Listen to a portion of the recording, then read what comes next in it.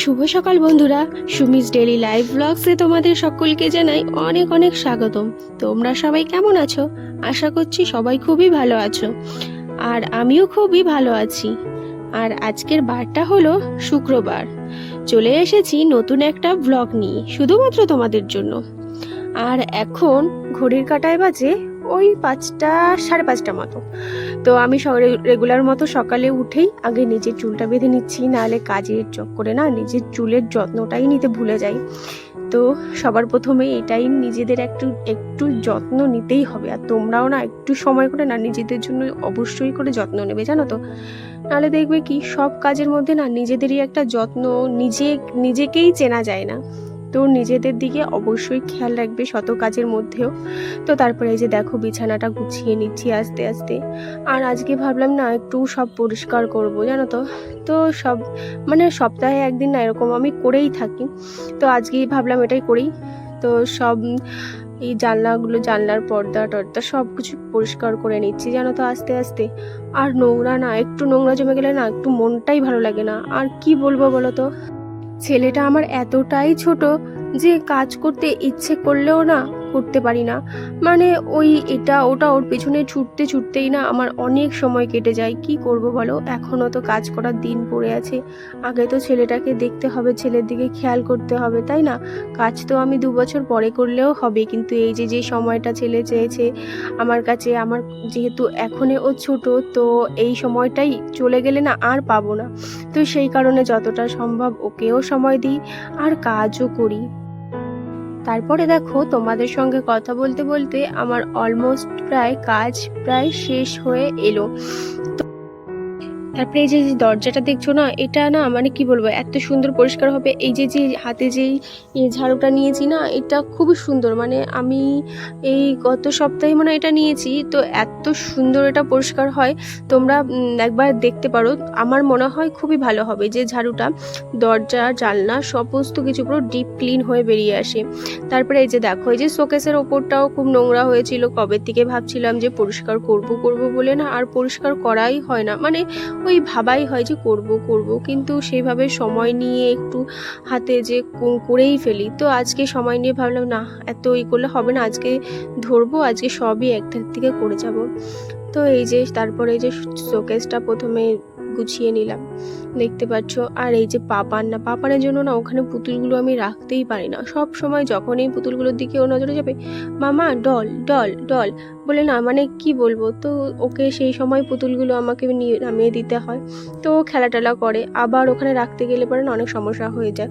যাই হোক, তারপরে এই দিকটাও গুছিয়ে নিচ্ছি।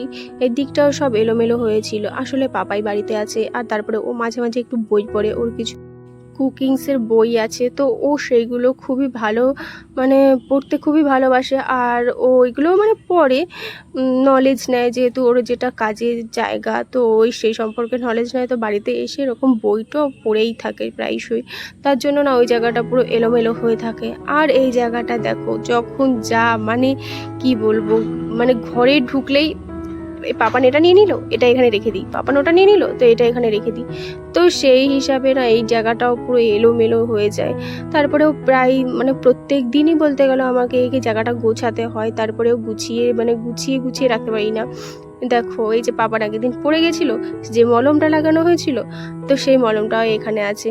যাই হোক, আর কি করা যাবে, সব পরিষ্কার করে রাখতে হবে।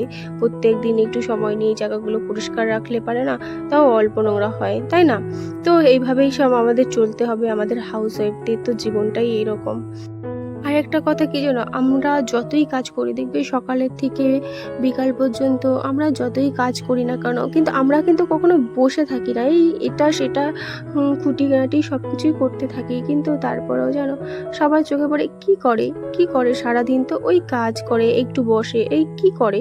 কিন্তু কারোর চোখে পড়ে না যে না, এই যে খুঁটিনাটি যে কাজগুলো করছি সেটাও তো কাজ, সেটাও তো করতে কষ্ট হয়।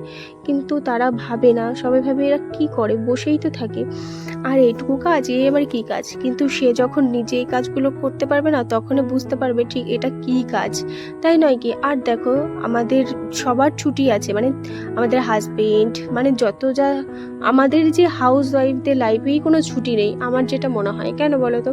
কারণ তাদের দেখো সপ্তাহে একদিন হয়তো ছুটি আছে, কিন্তু আমাদের কিন্তু কোনো ছুটি নেই। আমাদের এরকম লাইফ টাইম করে যেতে হবে, তাই না?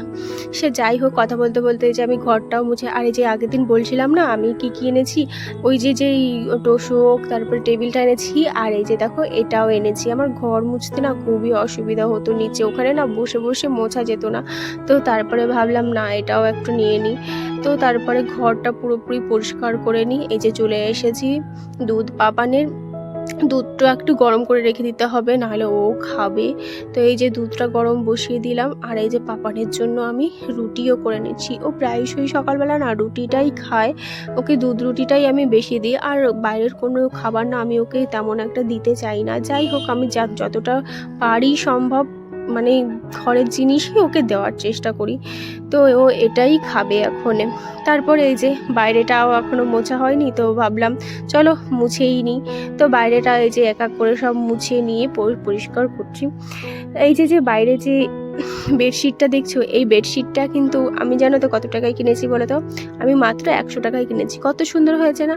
মানে এক সময় নিয়ে না তোমাকে এই বেডশিটটা দেখাবো, তোমরা না বলবে কেমন হয়েছে বেডশিটটা। তারপরে দেখো এই যে আমি সমস্ত কাজ প্রায় কমপ্লিট হয়ে আসছে, এখনও হয়নি, আসছে। তো আমি এখন যাব স্নান করতে। তো স্নান করার আগেই যে পাপাই দুধ নিয়ে চলে এসেছে, তো দুধটা ভাবলাম গরম বসিয়েই যাই। তারপরে ভাবলাম পাপাইকেও না খেয়ে থাকবে ও কি, তো ওকে দুটো এই যে লুচি করে দিয়েছি আর ঘুগনি, ও লুচি আর ঘুগনি দিয়ে এখন ঠিক খেয়ে নেবে। আর ও তো লুচি ঘুগনিটা মানে খুবই ভালো খায়।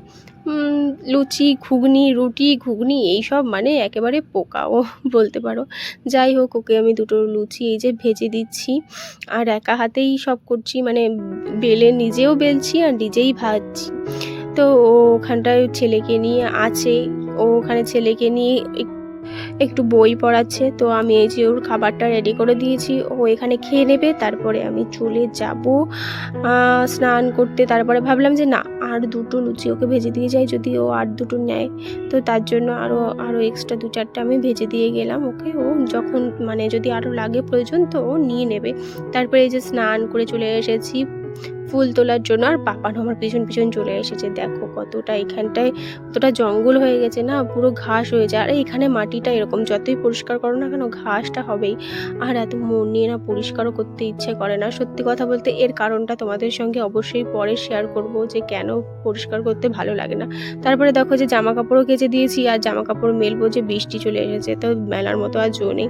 আর আজ যে পাপাই আজকে ইলিশ মাছ নিয়েছিল, তো ইলিশ মাছের সর্ষে ইলিশ করব আর করব কলা দিয়ে তরকারি। তো এই যে ইলিশগুলো ফার্স্টে আমি ভেজে নিচ্ছি। ও বললো যে যাওয়ার আগে একদিন ইলিশ খেয়ে যাই, তো বললাম ঠিক আছে।